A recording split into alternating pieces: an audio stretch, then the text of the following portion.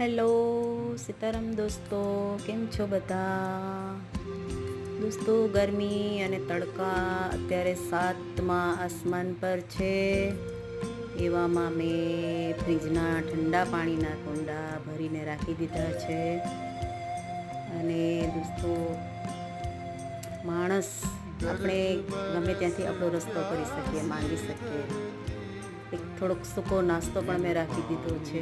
પણ આ જે મૂંગા પશુ પંખી છે એનું શું? તો ચાલો આપણે બધા સાથે મળીને આ લોકોને કંઈક ઠંડક મળે, કંઈક એને બહાર ન જવું પડે એવું કંઈક વિચારીએ.